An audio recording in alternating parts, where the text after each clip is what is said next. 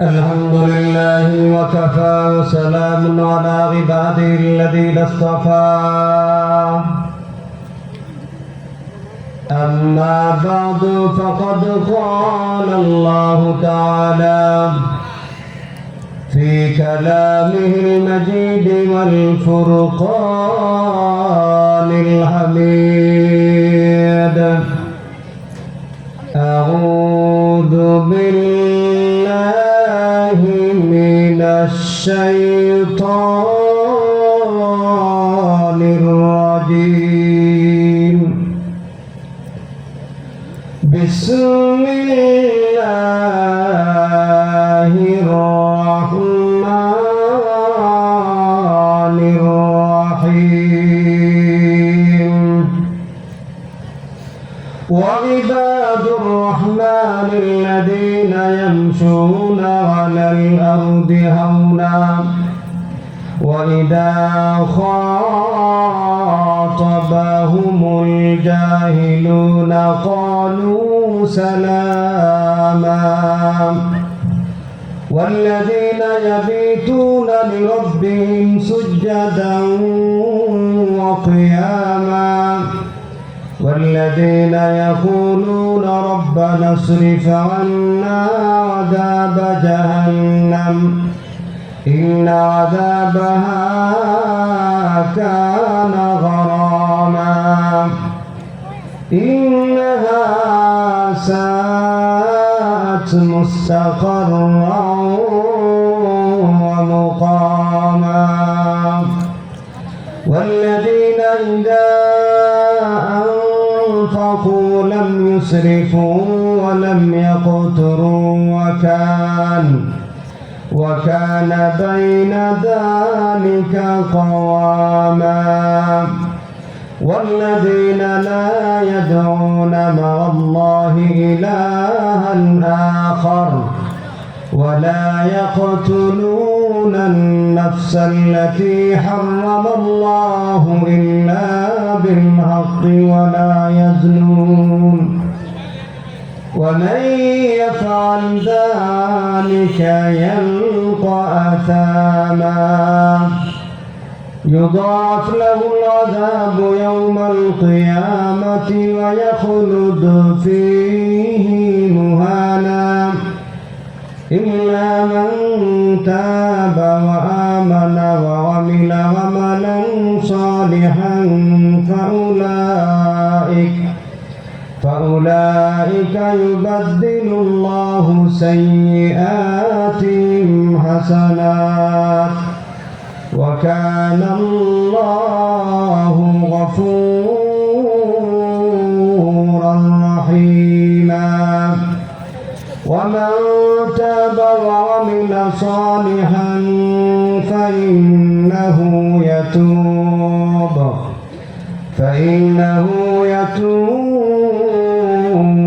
إلى الله متابا والذين لا يشهدون الزور وإذا مروا باللغو مروا كراما والذين إذا ذكروا بآيات ربهم لم يخروا عليها سما وعميانا والذين يقولون ربنا هب لنا من أزواجنا وذرياتنا قرة أعين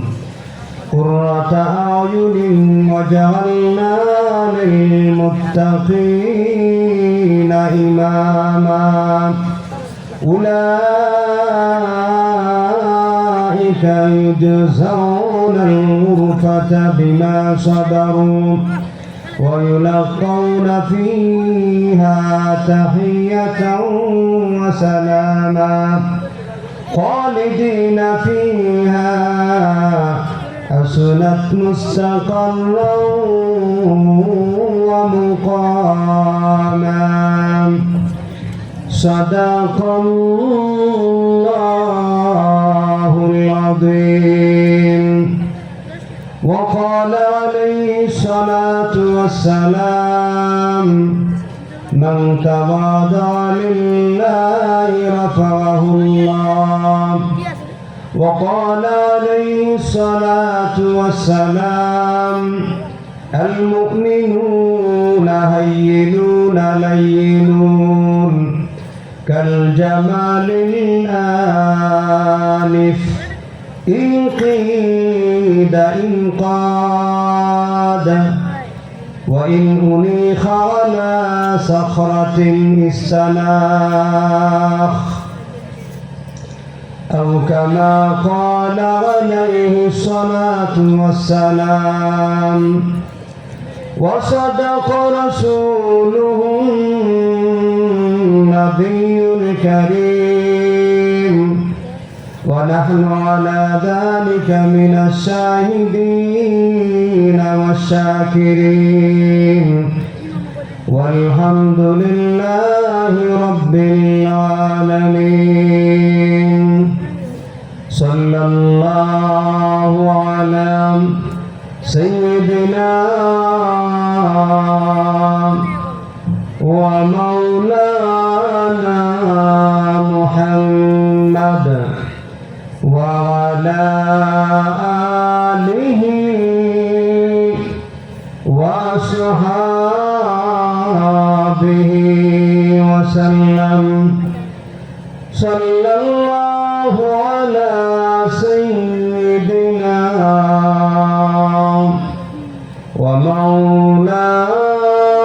ومولانا محمد وعلى آله وأصحابه وسلم الحمد لله মানসিরি ইবতদাইয়া হাফিজিয়া মাদ্রাসা কর্তৃক আয়োজিত আজকে ওয়াজ মাহফিলের সম্মানিত সভাপতি উপস্থিত মুআজ্জাজ মুকাররম উলামায়ে কেরাম আরও আমার সামনে উপস্থিত রয়েছেন নতুন এলাকার আমার পিতৃতুল্য মুরব্বিয়ান ইমাম প্রাণ প্রিয় যুবক ভাইরা পর্দার আড়ালে বসা আছেন আমার অত্যন্ত শ্রদ্ধেয় সম্মানিত মা এবং বোনেরা সর্বস্তরের তৌহিদি জনতা আল্লাহ রাব্বুল আলামিনের শুকরিয়া আদায় করছি এই জন্য যিনি অত্যন্ত মহব্বত করে আমাদেরকে আজকে ঠান্ডা রাত্রিতে অনেক কষ্টসাধ্য করে কোরআনের মাহফিলের মধ্যে আসার এবং বসার সুযোগ করে দিয়েছেন এই জন্য শুকরিয়া আদায় করে সবাই বলি আলহামদুলিল্লাহ।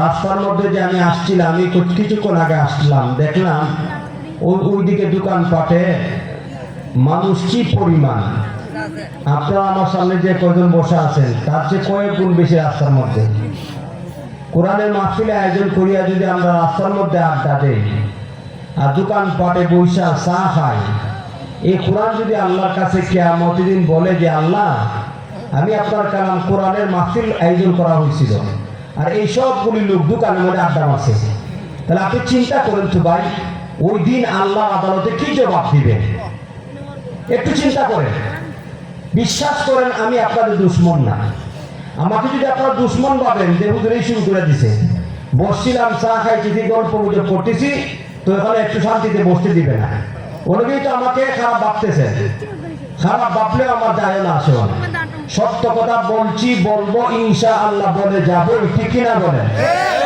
আমি আপনাদের দুশ্মন না ভাই মরেন আপনি আমার কথা বাস্তব প্রমাণ পাবেন এই যে দোকানপাটে বসে সময়টা নষ্ট করতেছেন এই সময়টা চলে যাবে আপনি মাহফিলে বসলেও চলে যাবে দোকানপাটে বসিয়া আড্ডা দেওয়া সময় নষ্ট করলে এটাও সময় চলে যাবে কিন্তু কোরআন যদি অভিযোগ করে কিয়ামতের দিন আল্লাহ আমার মাহফিল হয়েছিল কোরআনের মাহফিল হয়েছিল বছরে একটা দিনের আয়োজন করা হয়েছে কি বলেন আপনারা প্রতিদিন হয় নাকি মাহফিল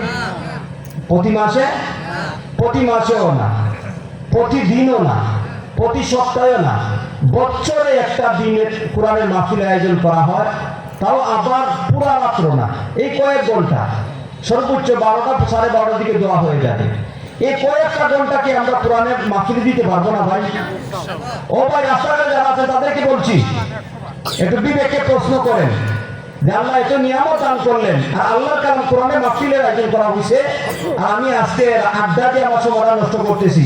আর যারা বাড়ি ঘরের মধ্যে বসা আছেন, এই মাইকের আমার যেটুকু পর্যন্ত যাইতেছে, আমি মা বোনদেরকে লক্ষ্য করে বলছি, আপনারা একটা পুরুষ লোককে বড় পয়সা থাকতে দিবেন না, ঘর থেকে বের করিয়া দেন, আর দরজা লাগায় রাখবেন, দোয়ার আগে যাতে ঘরে ঢুকতে না পারে।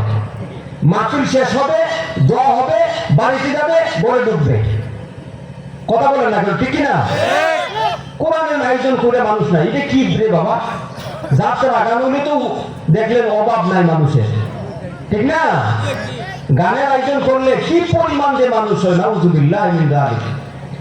আজকে আল্লাহর কালাম কোরআনের মাহফিল, আফসোস আমাদের আল্লাহ তাআলার পক্ষ থেকে আমাদের জন্য কি ফয়সালা হইতে বলেন? আমাদের এই যে কর্মকাণ্ড, আমাদের এই সভা, আমি তো মনে করি আল্লাহ তাআলার পক্ষ থেকে জুতার বাড়ি আমাদের উপযুক্ত।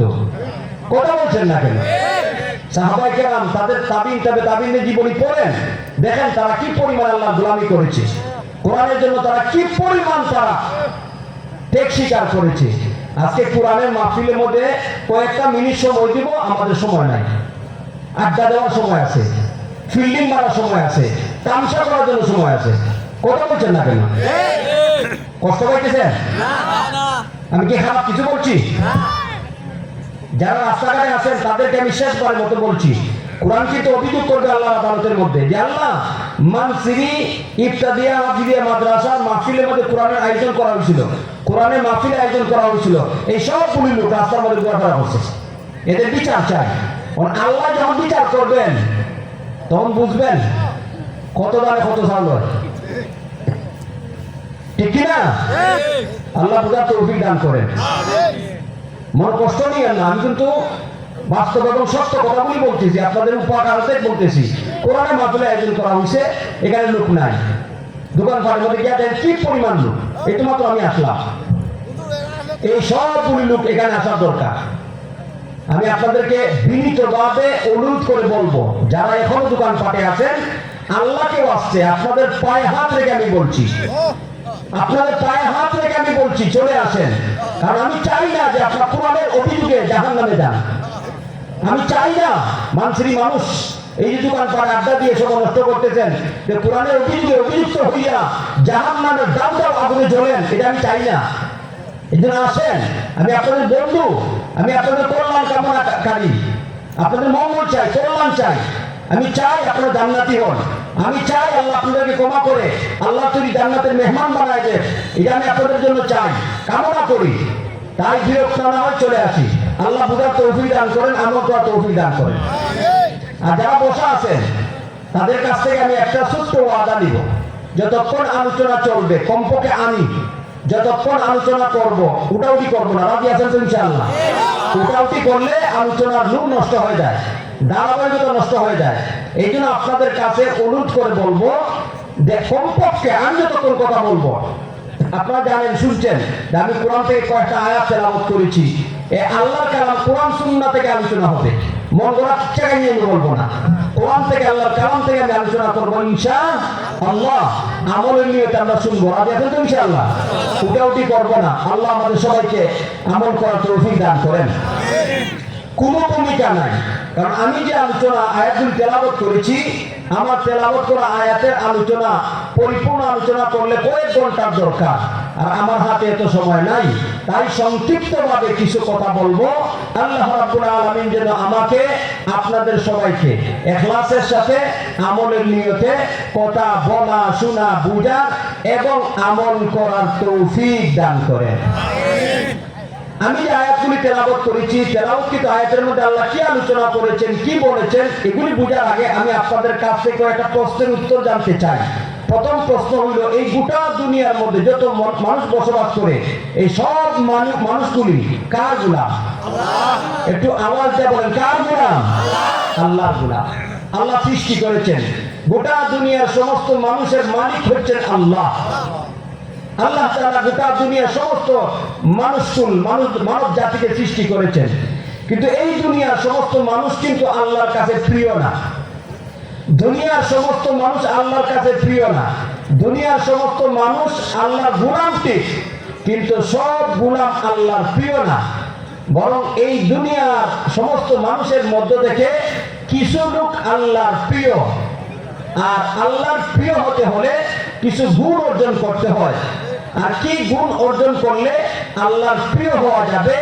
আমার তেলাওয়াত করা আয়াতের মধ্যে রব্বে কারীম বর্ণনা করেছেন, ও মানুষ, তুমি যদি আল্লাহর প্রিয় বান্দাদের অন্তর্ভুক্ত হতে চাও, আল্লাহর প্রিয়দের তালিকাভুক্ত হতে চাও, তাহলে আমি আমার কালাম কোরআনের মধ্যে কিছু গুণের বিবরণ দিয়েছি।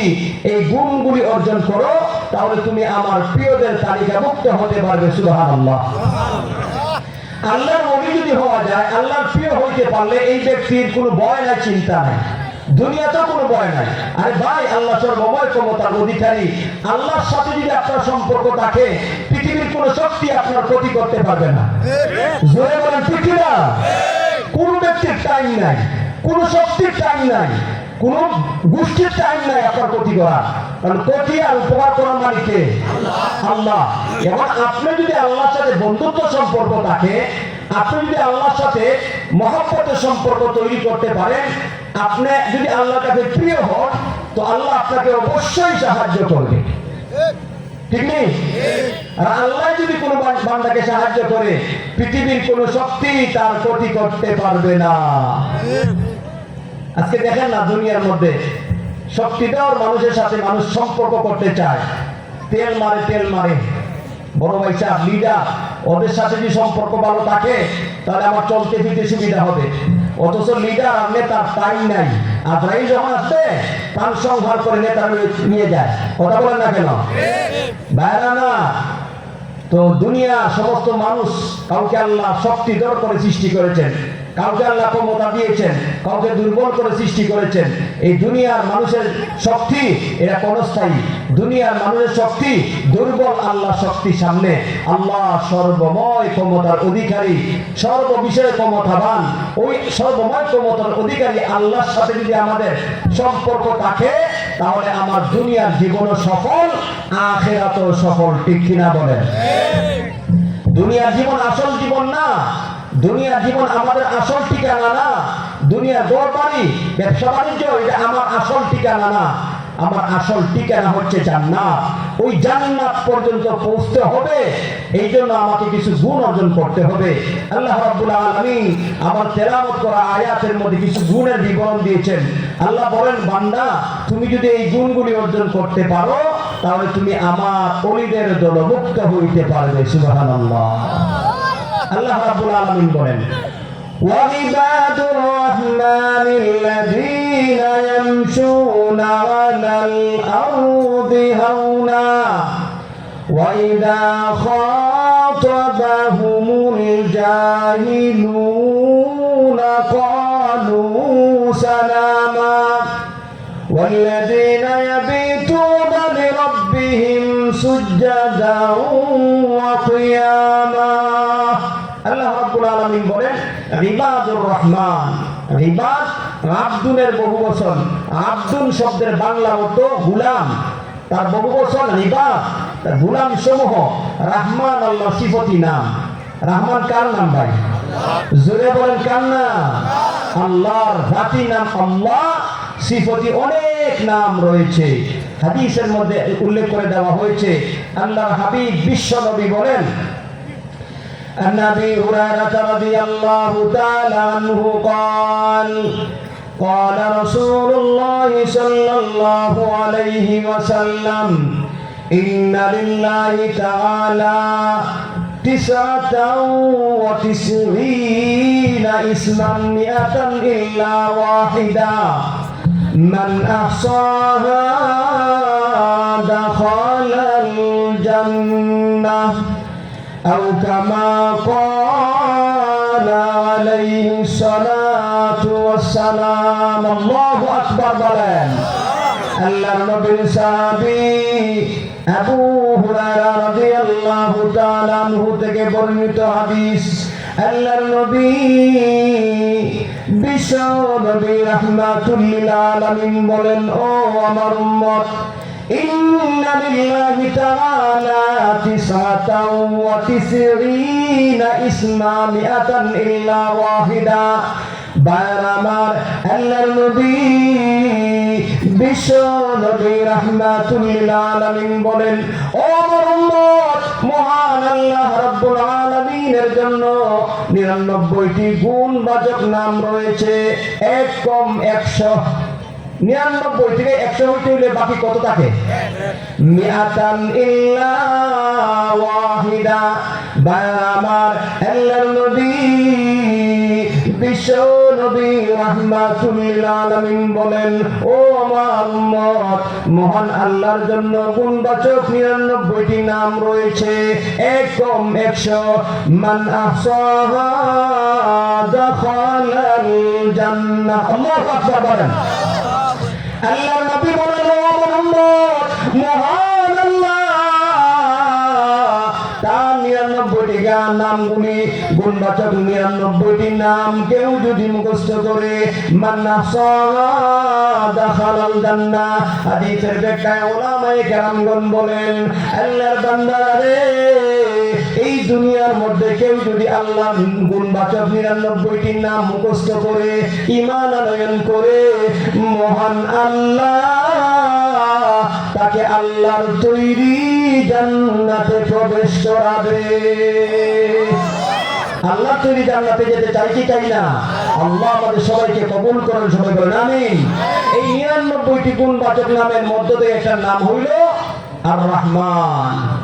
আল্লাহর নবী সাল্লাল্লাহু আলাইহি ওয়াসাল্লাম মাঝে মধ্যে দোয়া করতেন, আল্লাহকে ডাকতেন, ইয়া আল্লাহ, ইয়া রহমান।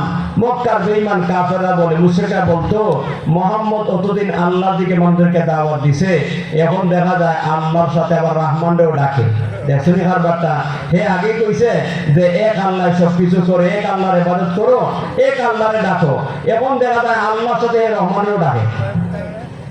অথচ বেঈমান কাফের মুশরিকরা জানে না আল্লাহ যিনি রহমান, তিনি রহমান যিনি, আল্লাহ তিনি, ঠিক না? আল্লাহর সিফতি নাম হচ্ছে রহমান।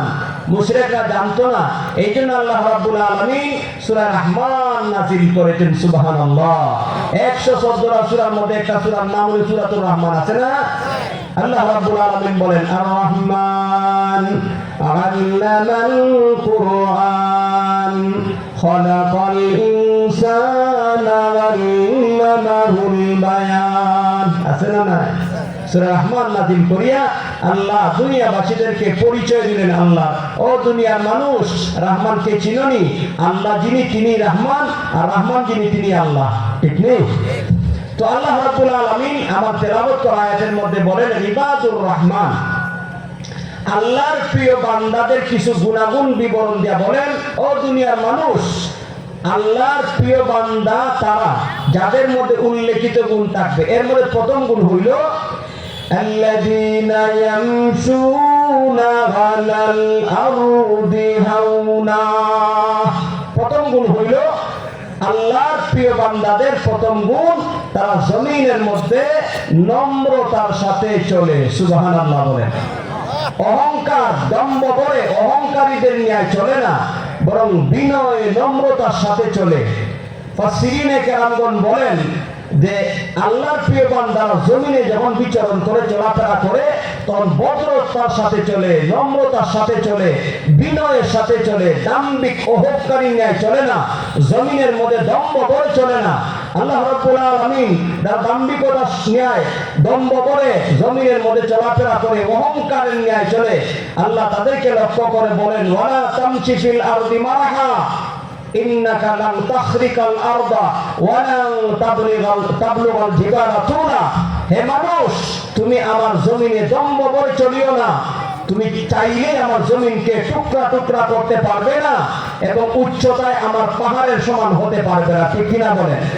ভাইয়ের আমার, দম্ভ করে চলা এটা মুমিনদের খাসিয়ত না। অহংকার বশত চলা এটা আল্লাহর প্রিয় বান্দাদের স্বভাব না, বরং আল্লাহর প্রিয় বান্দাদের স্বভাব হইল, চরিত্র হইল, গুণ হইল, তারা জমিনের মধ্যে বিচরণ করার ক্ষেত্রে বিনয়ের সাথে, নম্রতার সাথে চলে। সুবহানাল্লাহ। অহংকার করে না, কারণ অহংকার করা হারাম। আল্লাহ রাব্বুল আলামিন অহংকার করাকে হারাম করেছেন। অহংকার হলো আল্লাহর চাদর। আর অহংকার কার চাদর ভাই? আল্লাহর চাদর। হাদিসে কুদসির মধ্যে আল্লাহ বলছেন আল কিবরিয়াউ রিদাই ওয়াল আজমাতু ইজারি। আল্লাহ রাব্বুল আলামিন বলেন, ও মানুষ, অহংকার হইল আমার চাদর আর আজমত বুজুর্গি হইল আমার পাজামা। ফামান নাযাআনি ওয়াহিদান মিনহুমা আলকাইতু ফি জাহান্নাম ওয়ালা উবালি। যে ব্যক্তি দুনিয়ার জীবনে আমার চাদর পাজামা নিয়ে টানাটানি করবে, তার মানে অহংকার করবে, কিয়ামতের দিন আমি ধাক্কা দিয়ে তাকে জাহান্নামে ফেলে দেব। জোরে বলেন নাউজুবিল্লাহ। বায়ার আমার শুধু তাই না, হাদিস শরীফের মধ্যে আল্লাহর হাবিব বলেন, লা ইয়াদখুলুল জান্নাতা মান কানা ফি কলবিহি মিসকালা যাররাতিন মিন কিবরিন আও কামা ক্বালা আলাইহিস সালাতু ওয়াস সালাম। আল্লাহর নবী বলেন, ও আমার উম্মত, আল্লাহর তৈরি জান্নাতের মধ্যে প্রবেশ করতে পারবে না ওই ব্যক্তি যেই ব্যক্তির অন্তরের মধ্যে যারা পরিমাণ অহংকার থাকবে না। নাউজুবিল্লাহ। অনুপরিমাণ অহংকার যারা লালন করবে অন্তরের মধ্যে, তাদের মধ্যে অনুপরিমাণ অহংকার থাকবে, আল্লাহ তৈরি জান্নাতকে তাদের জন্য হারাম করে দেন, তারা জান্নাতে প্রবেশ করতে পারবে না। জোরে বলেন নাউজুবিল্লাহ। এই জন্য অহংকার পরিত্যাগ করা, অহংকার করা যাবে না, বিনয় নম্রতার সাথে চলার দরকার আছে না নাই? আল্লাহর প্রিয় বান্দাদের একটা গুণ উল্লেখ করি। আল্লাহ বলেন যে বিনয় হবে আল্লাহ ওয়ালা। আল্লাহর প্রিয় বান্দাদের প্রথম গুণ, তারা নম্র ভদ্র হবে, বিনয়ী হবে, মানুষের সাথে শ্রদ্ধার সাথে কথা বলবে, মূল্যায়ন করে কথা বলবে, মানুষদেরকে তাচ্ছিল্য করে কথা বলবে না, তুচ্ছ বলে ভাববে না, মানুষদেরকে মূল্যায়ন করে ব্যবহার করবে। ঠিক কিনা বলেন? ভাই আমার, আল্লাহ নবী হাদিসের মধ্যে বলছেন, মান তাওয়াদা লিল্লাহ রাফাআহুল্লাহ। যারা আল্লাহর জন্য জমিনে বিনয়ী হবে, মহান আল্লাহ তার সম্মানকে বাড়ায়া দিবে। জোরে বলেন না সুবহানাল্লাহ। বিনয় হইলে আল্লাহ সম্মান বাড়িয়ে দিবে। একটা মানুষকে সম্মান দিয়ে কথা বলছেন, এই মানুষটাকে সম্মান দেওয়াতে আপনার সম্মান কমবে নাকি? না, আপনার সম্মান একটুও কমবে না, বরং আপনি যে বিনয়ী প্রদর্শন করছেন, বিনয়ী হয়েছেন, এই জন্য মহান আল্লাহ আপনার সম্মানকে বাড়িয়ে দিবে। সুবহানাল্লাহ বলেন। ভাই আমার, আমি হাদিস থেকে একটা ঘটনা বলবো, শুনবেননি?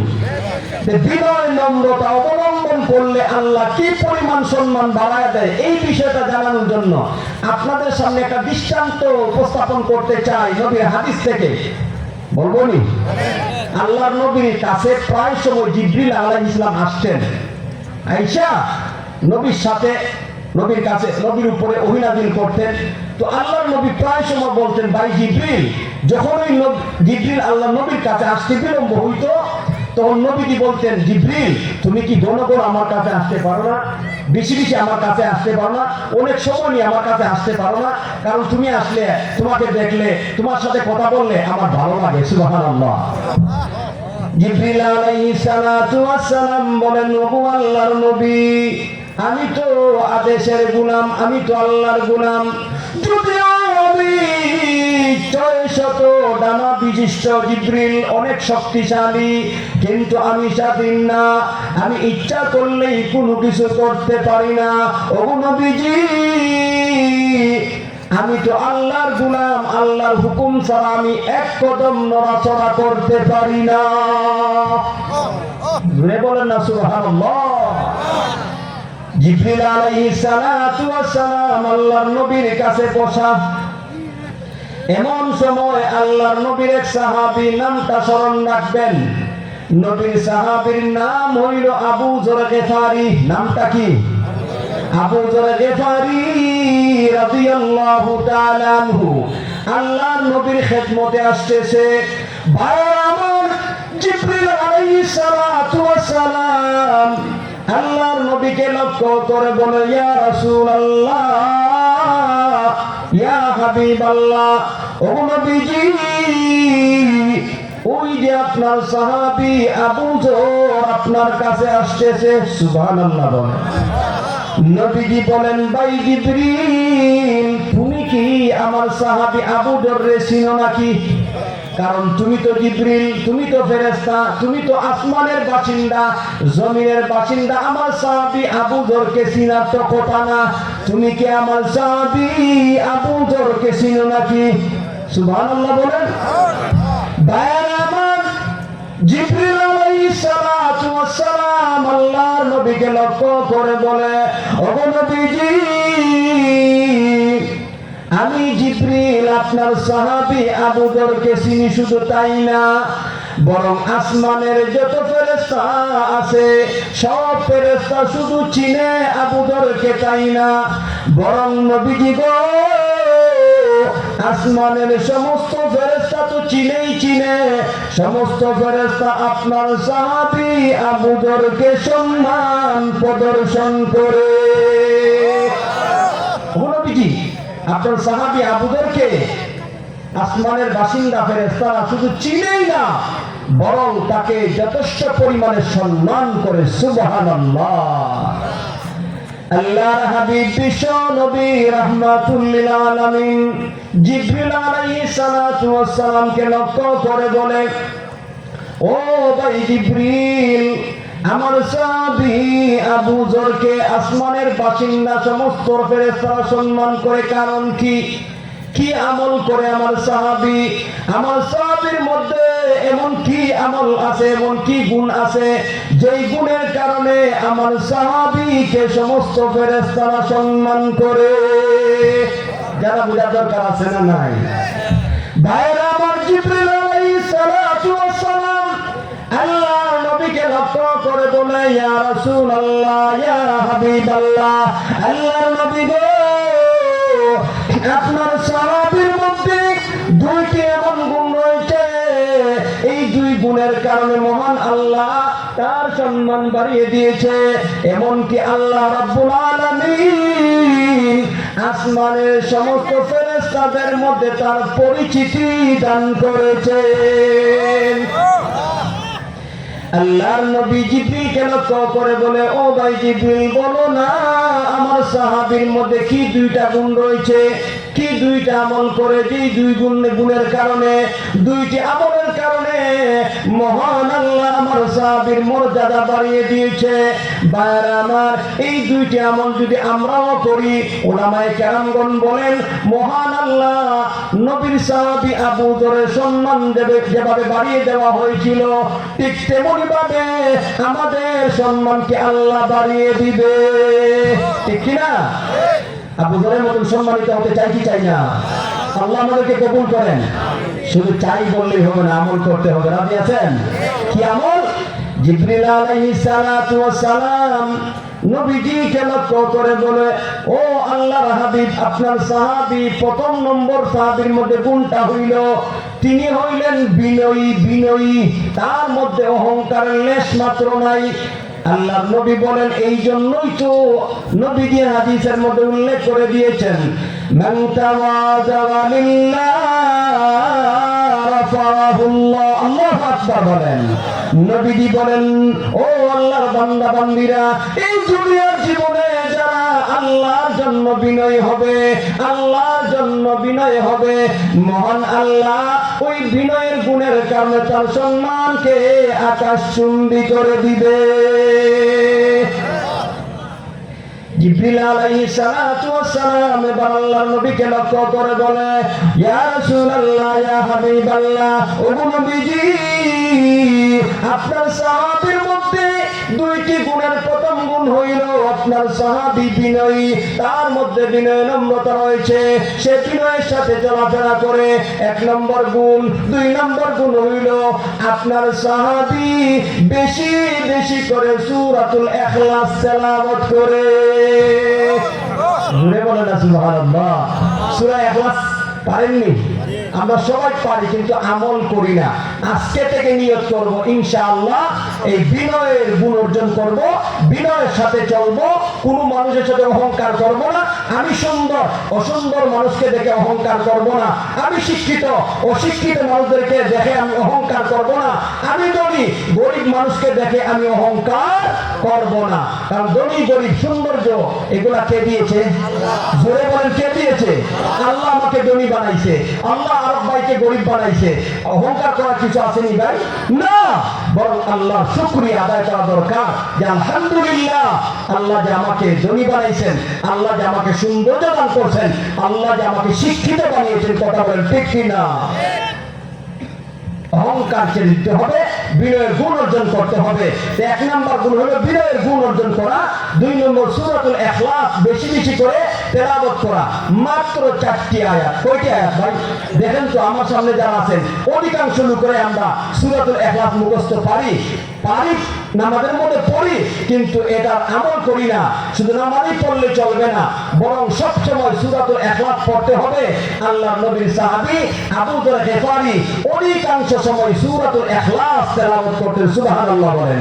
ভাই আমার, আল্লাহর নবী হাদিসের মধ্যে বলছেন, কেউ যদি সূরাতুল ইখলাস একবার পড়ে, আল্লাহ রাব্বুল আলামিন তার আমলনামার মধ্যে 10 পারা কোরআন পড়ার সওয়াব দান করেন। কয় পারা? 10 পারা কোরআন তেলাওয়াত করার সওয়াব দান করেন। আর হাদিস সাহেব যারা এই 10 পারা পড়তে কমপক্ষে 3 ঘন্টা সময় লাগে। কয় ঘন্টা ভাই? 3 ঘন্টা।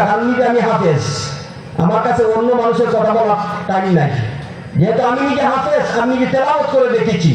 আপনি অক্ষরগুলি উচ্চারণ করিয়া বিশুদ্ধভাবে তেলাওয়াত করলে 10 পারা পড়তে কমপক্ষে 3 ঘন্টা সময় লাগে। আর আপনি মাত্র সূরা ইখলাস একবার পড়তে কয় ঘন্টা লাগে?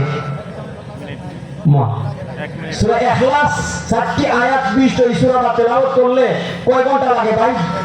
গণিত ধরেন, আমি পড়ি। কুল হুয়াল্লাহু আহাদ আল্লাহু সামাদ লাম ইয়ালিদ ওয়া লাম ইউলাদ ওয়া লাম ইয়াকুল লাহু কুফুয়ান আহাদ। 1 মিনিট লাগছে না মনে হয়, ঠিক কিনা ভাই আমার? দেখেন 1 মিনিট সময় লাগে না, অথচ একবার ইখলাস তেলাওয়াত করলে আল্লাহ রাব্বুল আলামিন 10 পারা কোরআন পড়ার সওয়াব দান করেন। আজকে থেকে নিয়ত করব যে প্রতিদিন 100 বার 200 বার যতবার পারি বেশি থেকে বেশি সূরা ইখলাস তেলাওয়াত করব। ভাই আমার, অনেকে আছেন হাফেজ না, অনেকে আছে আলেম না, অনেকে আছে 30 পারা কোরআন পড়তে জানি না, কিন্তু কমাস কম সূরাতুল ইখলাস পড়তে পারি, এমন লোক আছে না নাই? আজকে থেকে যদি আমরা নিয়ত করি যে এই ওয়াজটাকে আমল করব, যে আমি প্রতিদিন 1000 বার সূরা ইখলাস তেলাওয়াত করব, আমি 100 বার তেলাওয়াত করব, আমি 10 বার 20 বার তেলাওয়াত করব, ইচ্ছা করলে সম্ভব না অসম্ভব? জোরে বলেন, সম্ভব নেই? এই জন্য আমল করবো তো ইনশাআল্লাহ। একবার পড়লে 10 পারা, আর যদি কেউ 3 বার পড়ে আল্লাহ রাব্বুল আলামিন তার আমলনামার মধ্যে 1 খতম কোরআন পড়ার সওয়াব দান করেন। কোরআনকে খতম করলে 30 পারা কোরআন পড়লে যে সওয়াব, 3 বার পড়লে আল্লাহ তার আমলনামার মধ্যে সমান সওয়াব দান করেন। সুবহানাল্লাহ বলেন। আল্লাহর নবীর সাহাবী আবু হুরায়রা রাদিয়াল্লাহু তাআলা আনহু উনি বলেন, আল্লাহর নবী একবার এক জায়গায় গেছেন, গিয়া দেখেন এক সাহাবী সূরা ইখলাস তেলাওয়াত করে। নবীজি বললেন ওয়াজিব হয়ে গেছে, ওয়াজিব হয়ে গেছে। আল্লাহর নবী সাহাবী আবু হুরায়রা নবীজিকে প্রশ্ন করলেন, ইয়া রাসূলুল্লাহ, ইয়া হাবিবাল্লাহ, ও আল্লাহর নবী, কি ওয়াজিব হয়েছে? তো নবীজি বলেন, ওই সাহাবীর জন্য আল্লাহর তৈরি জান্নাত ওয়াজিব হয়ে গেছে। সুবহানাল্লাহ। ভাইয়ের আমার, এভাবে একটা নয়, দুইটা নয়, অনেকগুলি হাদিসের মধ্যে তার ফজিলতের কথা, লাভের কথা বিবরণ দেওয়া হয়েছে, বর্ণনা করা হয়েছে। এই জন্য আমাদেরকে আমল করতে হবে, শুধু ওয়াজ শুনলে হবে না, আমল করার দরকার আছে না নাই? আল্লাহর নবী বলেন, ও আমার উম্মত, আল্লাহর কোন বান্দা বান্দি যদি 10-12 সূরা ইখলাস তেলাওয়াত করে, মহান আল্লাহ তার জন্য জান্নাতের মধ্যে একটা মহল তৈরি করে। জোরে বলেন। 10 বার পড়লে একটা মহল তৈরি করা হয়, 20 বার পড়লে 2টা মহল তৈরি করা হয়, 30 বার পড়লে 3টা মহল তৈরি করা হয়। আল্লাহর নবীর সাহাবী খলিফাতুল মুসলিমিন ওমর ইবনুল খাত্তাব রাদিয়াল্লাহু তাআলা আনহু বলেন, ওগো নবীজি, সূরাতুল ইখলাস 10 বার পড়লে একটা মহল দেওয়া হয়, জান্নাতের মধ্যে একটা মহলের মালিক বানানো হয়। ওগো আল্লাহর নবী, তাহলে তো আমরা জান্নাতের অনেক মহলের মালিক হয়ে যাব। আল্লাহর নবী বলেন, ওমর, মহান আল্লাহ, মহান আল্লাহ। আল্লাহ দান অনেক বেশি।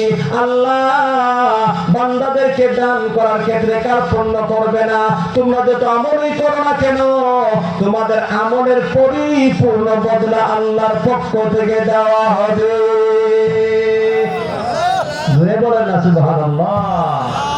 ভাইরা আমার, আল্লাহর নবীর এক সাহাবী বিশ্ব নবীর কাছে এসে বললেন, ইয়া রাসূলুল্লাহ, ইয়া হাবিবাল্লাহ, ওগো আল্লাহর নবী, আমার পরিবারের মধ্যে বড় অভাব, আমি অভাবী মানুষ, আমার সংসারের মধ্যে অনেক লোক, খাবারের ব্যবস্থা নাই, অভাবের সংসার।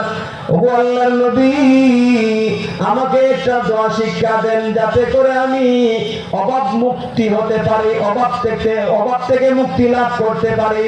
মহান আল্লাহ যেন আমাকে সচ্ছলতার জীবন দান করে। সুবহানাল্লাহ। আল্লাহর নবী, বিশ্ব নবী রাহমাতুল লিল আলামিন ওই সাহাবীকে বলেন, ও আমার সাহাবী, তোমার জীবন থেকে যদি অভাব দূর করিয়া সচ্ছলতার জীবন পেতে চাও, তাহলে দুইটা আমল করবা। ভাইরা আমার, গভীর মনোযোগের সাথে কথাগুলি শুনেন। ওই সাহাবী বলেছিলেন, এই দুইটি আমল করার পরে মহান আল্লাহর পক্ষ থেকে আমার দরিদ্রতা দূর করিয়া এত পরিমাণে আমার জীবনে সমৃদ্ধি দেওয়া হয়েছিল, আমার মালের দ্বারা আমার অভাব দূর হয়েছে, এমনকি আমার প্রতিবেশীরা আমার মালের দ্বারা উপকৃত হয়েছে। আল্লাহ আমার জীবন থেকে অভাব দূর করিয়া দিয়েছেন, আর এত সমৃদ্ধি আমাকে আল্লাহ দান করেছেন। আমার জীবনে সব প্রয়োজন পুরা হয়েছে, এমনকি আমার প্রতিবেশীদের প্রয়োজন আল্লাহ আমার মালের দ্বারা পুরা করেছেন। সুবহানাল্লাহ বলেন। আমাদের মনে হলে কি অভাবী আছি না নাই? এই আমলটা করেন। দেখেন ভাই, আজকে শুধু ওয়াজ শুনি কিন্তু আমল করার নাই। এটা আমল করতে হবে, ঠিক কিনা বলেন? অভাব দূর করতে হবে। ওই নবীজি সাহাবীকে যে আমলের কথা বলেছেন, আমরাও যদি এই আমল করি, সাহাবীর জীবন থেকে অভাব দূর হয়েছে, আমাদের জীবন থেকে অভাব দূর হবে কি হবে না? অবশ্যই হবে। আল্লাহর নবী বলেন, সাহাবীরে, তোমার জীবন থেকে অভাব দূর করতে হলে দুইটা আমল করবা। প্রথম নম্বর আমল হইল, তুমি যখন ঘরের মধ্যে প্রবেশ করবা, ঘরের মধ্যে কেউ থাকুক বা না থাকুক, তুমি ঘরের মধ্যে প্রবেশ করার সময় সালাম দিবা। কি দিবা? আসসালামু আলাইকুম ওয়া রাহমাতুল্লাহ। ঘরে কেউ থাকুক বা না থাকুক, তুমি সালাম দিবা। দুই নম্বর হইল, ঘরের মধ্যে সালাম দিয়া প্রবেশ করার পরে সূরাতুল ইখলাস তুমি একবার পড়বা।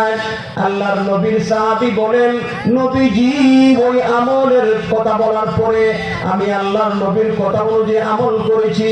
দুনিয়ার মানুষেরা রে, মহান আল্লাহ ওই আমলের উসিলায় আমার অভাবকে দূর করিয়া সচ্ছলতার জীবন আমাকে দান করেছিলেন।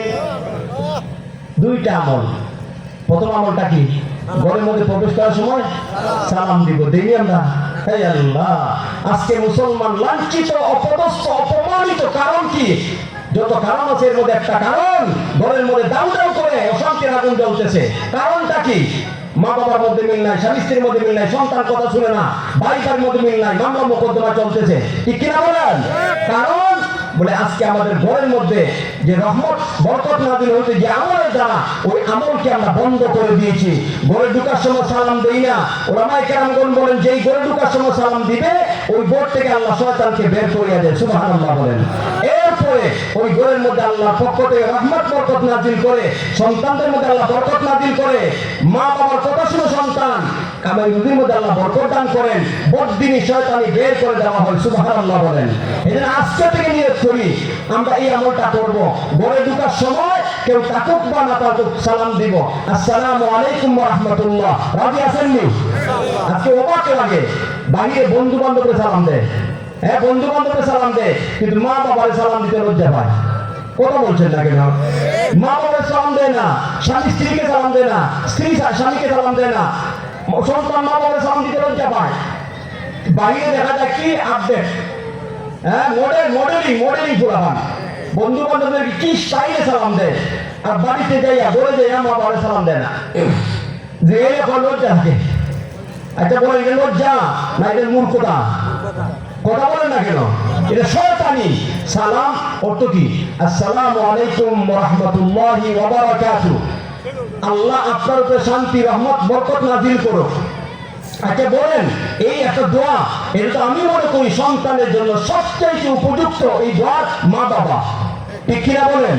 এই সন্তান, মা বাবা কি পরিমাণ সন্তানের উপরে, সন্তানকে লালন পালন করার ক্ষেত্রে, তাকে লালন পালন করিয়া বড় করার ক্ষেত্রে কি পরিমাণ অবদান সন্তানের উপরে মা বাবা।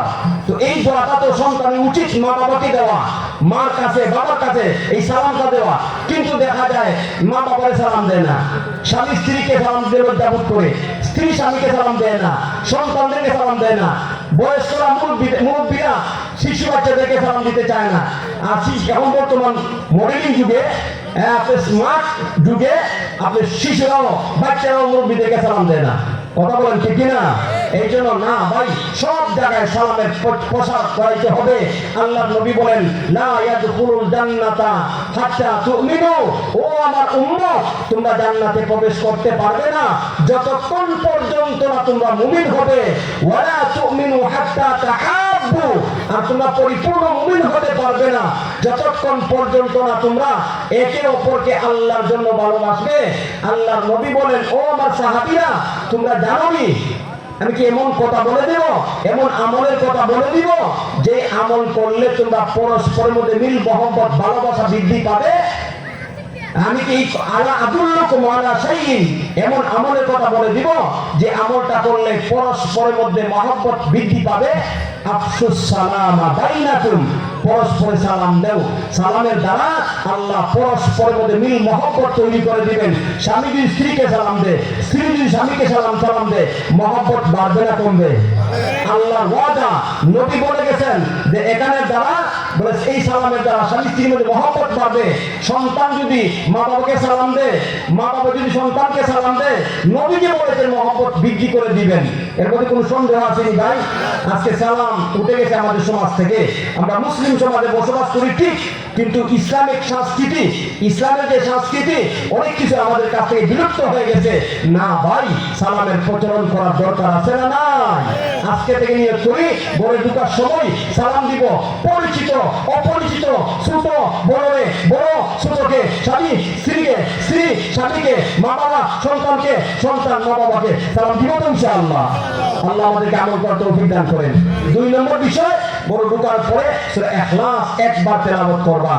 কুল হুয়াল্লাহু আহাদ, আল্লাহুস সামাদ, লাম ইয়ালিদ ওয়া লাম ইউলাদ ওয়া লাম ইয়াকুল লাহু কুফুয়ান আহাদ। আল্লাহু আকবার বলেন। ভাইরা আমার, জিবরিল আলাইহিস সালাতু ওয়াস সালাম আল্লাহ নবীকে লক্ষ্য করে বলেছিলেন, ইয়া রাসূলুল্লাহ, ইয়া হাবিবাল্লাহ, ও নবীজি, আপনার সাহাবী আবু যর গিফারী সম্মান মর্যাদা আল্লাহ বৃদ্ধি করে দিয়েছেন। কারণ হইল তার মধ্যে 2টা গুণ রয়েছে। এর মধ্যে একটা গুণ হইল সে হইল বিনয়ী, বিনয় নম্রতার সাথে চলাফেরা করে, তার মধ্যে অহংকারের লেশ মাত্র নাই।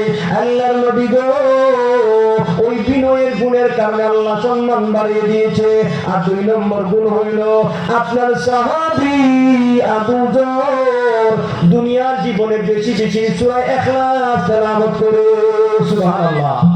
তাহলে আল্লাহর প্রিয় বান্দাদের গুণাগুণ উল্লেখ করার ক্ষেত্রে প্রথম গুণটা উল্লেখ করছেন, আল্লাযীনা ইয়ামশুনা আলাল আরদি হাওনা। প্রথম নম্বর গুণ হইল আল্লাহর প্রিয় বান্দারা জমিনের মধ্যে চলাফেরা করার ক্ষেত্রে বিনয়ী নম্রতার সাথে চলে। ঠিক কিনা বলেন? আল্লাহ আমাদেরকে গুণ অর্জন করতে তৌফিক দান করেন। 2 নম্বর গুণ উল্লেখ করে আল্লাহ বলেন, ওয়াইদা খাতাবাহুমুল জাহিলুনা ক্বালু সালামা। আল্লাহ রাব্বুল আলামিন বলেন, আল্লাহর প্রিয় বান্দাদের 2 নাম্বার গুণ হইল তাদেরকে সম্বোধন করিয়া যখন মূর্খরা কথা বলে, অজ্ঞতা প্রসূত মূর্খতা সুলভ কথা বলে, তারা মূর্খতা সুলভ কথার পরিবর্তে মূর্খতা সুলভ কথা দ্বারা উত্তর দেয় না, বরং তারা নিরাপত্তার কথা বলে। ক্বালু সালামা। আয়াতের তাফসীরের মধ্যে মুফাসসিরিনে কেরামগণ বলেন ওই সমস্ত আল্লাহর প্রিয় বান্দাদের সাথে যখন মূর্খরা কথা বলে, মূর্খতা সুলভ যখন কথা বলে, তখন তারা মূর্খতা সুলভ উত্তর দেয় না, বরং সুন্দর এবং শাব্দিক ভাষায় উত্তর দেয়, এমন ভাবে পাশ কাটিয়ে যায় যাতে তার কোনো গুনাহ হয় না, ওই মূর্খ লোকটা কষ্ট পায় না। আর মূর্খ লোকে যখন মূর্খ সুলভ কথা বলবে, উত্তর দিলে তো টক্কর লাগবে, লাগবে কি লাগবে না? কিন্তু আল্লাহর প্রিয় যারা সালাম শান্তির বাণী শুনে চলে যায়, না বাবা তোমার সাথে জাহেল মূর্খদের সাথে যখন মোকাবেলা হয়, যখন কথোপকথন করে, যখন সামনাসামনি কথা বলতে যায় আর অযৌক্তিক শরীয়ত খেলাফ যখন কথা বলে, তখন তারা শান্তির বাণী শোনায়। আপনি এখানে মূর্খতা শুধু উত্তর দেয় না, তর্ক করে না, ঝগড়া করে না। বায়ার আমার 2 নম্বর গুণ আল্লাহ উল্লেখ করেছেন। এই জন্য আমরা সমাজের মধ্যে চলতে ফিরতে দেখবেন অনেক সময় আমাদেরকে কটাক্ষ করে, আপনি উগ্র ভাষায় ওই কথা বলে, এগুলা উৎসব কথার উত্তর দেওয়া যাবে না, ঠিক কিনা বলেন? পাশকাঠি চলে যাবেন হেকমত কৌশলে, তখন দেখবেন সাপও মরবে, লাভিও বাঁচবে, ঠিক কিনা? 3 নম্বর গুণ উল্লেখ করি আল্লাহ বলেন والذين يبيتون لربهم سجدا وقياما আল্লাহু আকবার। আল্লাহ রাব্বুল আলামিন বলেন, ও দুনিয়ার বান্দা বান্দীরা, আমার প্রিয় বান্দাদের 3 নাম্বার গুণ হইল তারা রাত্রিতে আল্লাহর সামনে, তাদের রবের সামনে সিজদা অবস্থায়, দাঁড়ানো অবস্থায় কাটিয়ে দেয়। সুবহানাল্লাহ। তাফসীরের কিতাবের মধ্যে লেখছে এই গুণটা হলো তাহাজ্জুদের নামাজের গুণ। তার মানে আল্লাহর প্রিয়রা তাহাজ্জুদের নামাজ পড়ে। ভাইরা আমার, আপনারা অনেকেই ভাবতে পারেন তাহাজ্জুদের নামাজ, ফরজ নামাজও পড়ি না, তাহাজ্জুদের নামাজ পড়া কি সম্ভব? ভাইরা আমার, আল্লাহর প্রিয় যারা, আপনি তাদের গুণ একটা গুণ দিয়ে তারা 5 ওয়াক্ত নামাজ পড়ার পাশাপাশি তাহাজ্জুদের নামাজও পড়ে, ঠিক কিনা বলেন? এটা আজকে থেকে নিয়ত করি তাহাজ্জুদের নামাজ পড়বো, এটা আমল কিছু না, একটু চেষ্টা করেন, দেখবেন যখন আপনি শুরু করে দিবেন আল্লাহু আকবার, তাহাজ্জুদের নামাজের মধ্যে কি পরিমাণ স্বাদ আল্লাহ রাখছে, খোদার কসম। যখন আপনি অভ্যস্ত হয়ে যাবেন, তখন দেখবেন আপনি বড় বড় দাওয়াত মিস করবেন, তাহাজ্জুদের নামাজ মিস করবেন না। কারণ তাহাজ্জুদের নামাজের মধ্যে আল্লাহ এত স্বাদ, এত মিষ্টি, এত আল্লাহ তাআলা এত স্বাদ রেখে দিয়েছেন। যারা তাহাজ্জুদের নামাজের ইহতিমাম করে, আপনি 2 রাকাত 4 রাকাত নামাজ পড়িয়া যখন আপনি 2 হাত তুলে আল্লাহকে ডেকে ডেকে বলবেন, প্রভু জীবনে অনেক গুনাহ করেছি, ভুল করেছি, শয়তানের ধোঁকায় পড়ে নাফরমানি করেছি, আল্লাহ আর জীবনে কোনোদিন নাফরমানি করব না। আল্লাহ পৃথিবীর জমিনে সমস্ত দরজা বন্ধ হয়ে গেছে, একমাত্র আপনার রহমতের দরজা খোলা আছে। আল্লাহ তাহাজ্জুদের নামাজ পড়েছি শুধু আপনাকে সন্তুষ্ট করার জন্য, দুনিয়ার কোন মানুষের কাছ থেকে সুনাম কুড়ানোর জন্য না। আল্লাহ তাহাজ্জুদের নামাজ পড়লাম, আপনার শাহী দরবারে হাত বাড়িয়েছি। আল্লাহ জীবনে যত অপরাধ করেছি এই মুহূর্তে তওবা করলাম, মেহেরবানি করিয়া আমার জীবনের সমস্ত গুনাহগুলি ক্ষমা করিয়া দাও। আল্লাহর নবী হাদিসের মধ্যে বলেন যে এই সমস্ত আল্লাহর বান্দা বান্দীরা জীবনের গুনাহের উপর লজ্জিত হইয়া তওবা করে, মহান আল্লাহ তার তওবা কবুল করিয়া পিছনের সমস্ত গুনাহগুলি ক্ষমা করিয়া দেয়। আল্লাহর এই ক্ষমতা আছে না নাই ভাই? আমাদের গুনার একটা সীমা আছে ভাইরা আমার, আল্লাহ দয়া মায়ার কোনো সীমা নাই। আল্লাহ বান্দাকে বড় মহব্বত করে, যদি মহব্বতই না করতো তাহলে কোরআনে মাহফিলে বসার সুযোগ দিত না। জোরে বলেন ঠিক না? আল্লাহ ক্ষমা করতে চায়, মানসিরি গ্রামের লোকদেরকে ক্ষমা করতে চায়। যারা আমার সামনে বসছেন, আপনি বসেন নাই, আল্লাহ বসাইছে। কথা বলছেন না কেন? আপনাদের গায়ে জুড়ে বসছেন, আর ইনি আপনাদের চেয়ে আরো বড় শক্তিশালী মানুষ গুড়গুড় করতেছে দোকান বাড়ি, দেখেন। এই সব লোকের মধ্য থেকে নির্বাচন করিয়া এখানে বসাইছে, আল্লাহ ক্ষমা করতে চায়, ঠিক কিনা? আল্লাহ তুমি আমাদের সবাইকে ক্ষমা করিয়া দাও।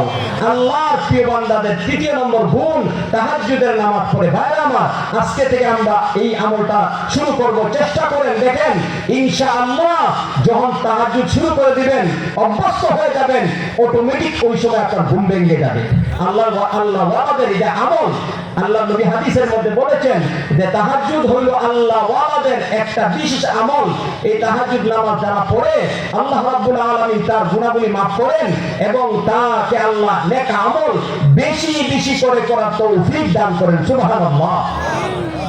এই জন্য তাহাজ্জুদের সময়, নুজুলের রহমতের সময় লক্ষ্য করে দেখবেন গোটা দুনিয়া সব মানুষ স্তব্ধ, ঘুমের ঘুরে বিপুল, আর আপনি একা একা ওযু করিয়া যায় না আমাদের দাঁড়াইয়া যখন নামাজ পড়বেন, আল্লাহর সামনে দুই হাত তুলবেন, ওই সময় হাদিসের মধ্যে আসছে আল্লাহর নবী বলেন আল্লাহ দুনিয়ার আকাশে নেমে আসেন।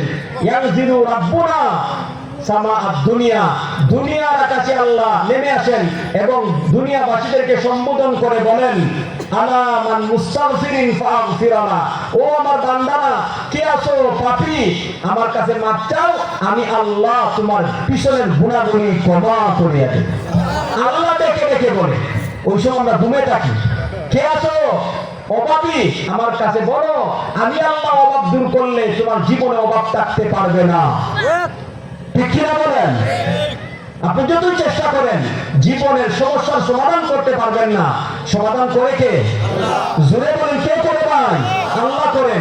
ওই সময় মতো আপনি বলে দিবেন। এই জন্য আমি প্রায় মাহফিলের মধ্যে কথাগুলি বলি যে আপনি সমস্যার মধ্যে পড়ছেন, আপনি ঝামেলার মধ্যে পড়ছেন, আপনি অভাবগ্রস্ত, ঋণগ্রস্ত, আপনি মাজলুম, নির্যাতিত, দুনিয়ার কোনো মানুষের কাছে বলবেন না। ডাইরেক্ট তাহাজ্জুদের নামাজ পড়া সিজদায় পড়ে আল্লাহকে বলে দিবেন। আরশের মালিক যদি আপনার ডাকে সাড়া দেয়, খোদার কসম আপনার জীবনে কোনো সমস্যা থাকতে পারে না। জোরে বলেন ঠিক কিনা? মাজলুম আপনি, অত্যাচারিত, নির্যাতিত, অনেক শক্তিধর লোক আপনার জুলুম করছে, আপনি একটা কথা স্মরণ রাখবেন, পৃথিবীতে যত সুপ্রিম পাওয়ারের মালিকই হোক না কেন, আল্লাহর চেয়ে বড় শক্তিধর কেউ নাই। কথা বলছেন না কেন? সুজা তাহাজ্জুদের নামাজ পড়ে বলে দেবেন আরশের মালিকের কাছে, মালিক আমার এই কাজ ওই কাজ করে দেন। দেখবেন মালিক সুন্দরভাবে নিখুঁতভাবে করে দেবে, কেউ ফেরি পাবে না। কথা বলেন ঠিক কিনা? আমল করবো তো ইনশাআল্লাহ। আল্লাহু আকবার। তৃতীয় নম্বর গুণ উল্লেখ করি, আল্লাহ বলেন والذين يبيتون لربهم سجدا وقياما। চতুর্থ নম্বর গুণ উল্লেখ করি, আল্লাহ বলেন والذين يقولون ربنا اصرف عنا عذاب جهنم إن عذابها كان غراما إنها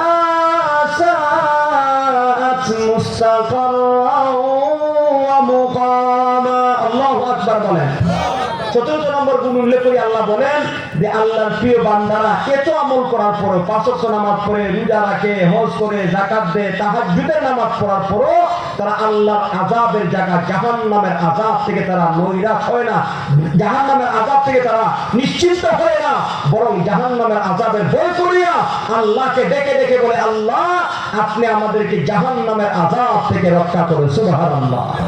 والذين يقولون ربنا اصرف عنا عذاب جهنم। আল্লাহ রাব্বুল আলামিন বলেন, ও দুনিয়ার আমার বান্দা বান্দীরা, আমার প্রিয় বান্দাদের একটা গুণ হইল তারা তাহাজ্জুদের নামাজ পড়ে, আর একটা গুণ হইল তারা মহান আল্লাহর কাছে জাহান্নাম থেকে পানা চায়। কারণ জাহান্নামের শাস্তি, জাহান্নামের আযাব বড় ভয়াবহ। এই জাহান্নামকে আল্লাহ প্রস্তুত করেছেন পাপিষ্ঠ বান্দাদের জন্য। ঠিক কিনা? আল্লাহ রাব্বুল আলামিন কোরআনের জায়গায় জায়গায় উল্লেখ করে দিয়েছেন। আল্লাহ রাব্বুল আলামিন জাহান্নামীদেরকে কি ভয়ানক শাস্তি দিবেন কোরআনুল কারীমের মধ্যে বিবরণ আছে না নাই? আল্লাহ রাব্বুল আলামিন কোরআনুল কারীমের মধ্যে বিবরণ দিয়েছেন। আল্লাহর প্রিয় বান্দারা এই বিবরণ জানার কারণে আল্লাহকে ডেকে ডেকে বলে, আল্লাহ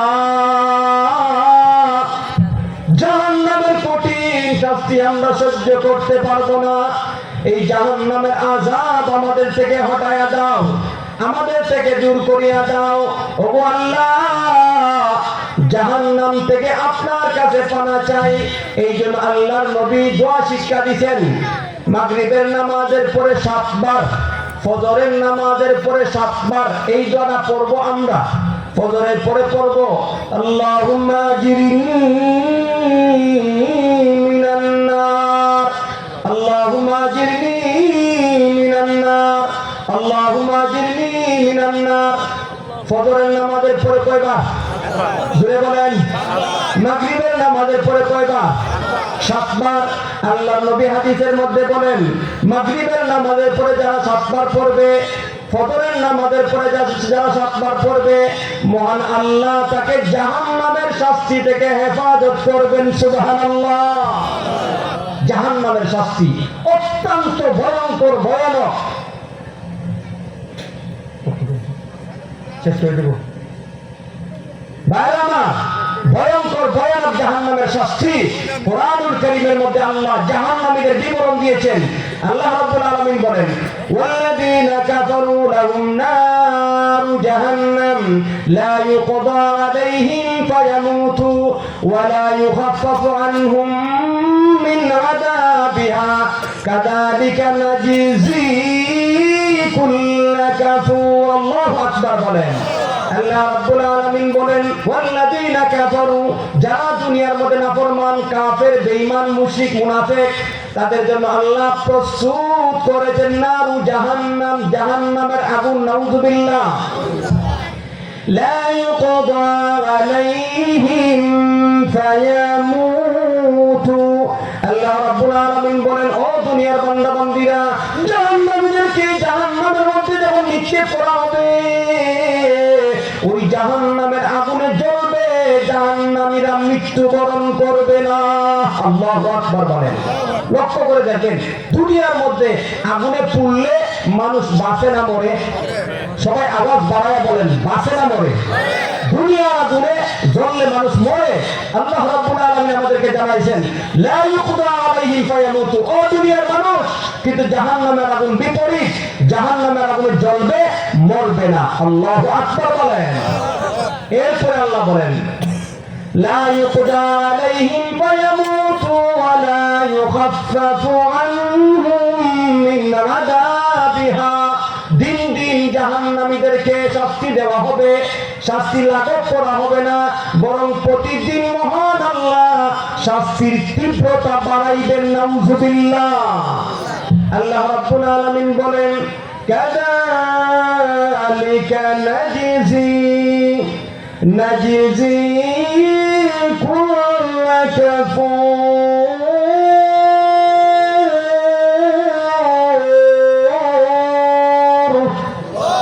এমনই ভাবে আমি আল্লাহ পাপিষ্ঠ, বেঈমান, কাফের, মুশরিকদের শাস্তি দেব। কোরআনের মধ্যে বিবরণ আছে না নাই?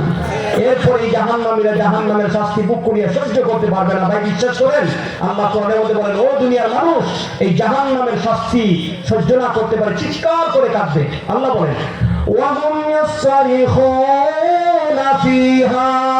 জাহান্নামের মধ্যে ওরা চিৎকার করে কাঁদবে, চিৎকার করে কাঁদবে। আল্লাহু আকবার। আল্লাহ নিজে বিবরণ দিয়েছেন কোরআনের মধ্যে, মানুষ জাহান্নামের শাস্তি সহ্য করতে না পারে চিৎকার করে কাঁদবে। ওয়াহুম ইয়াসরিখুনা ফিহা। আর আল্লাহকে ডেকে ডেকে বলবে। আল্লাহকে কি বলবে?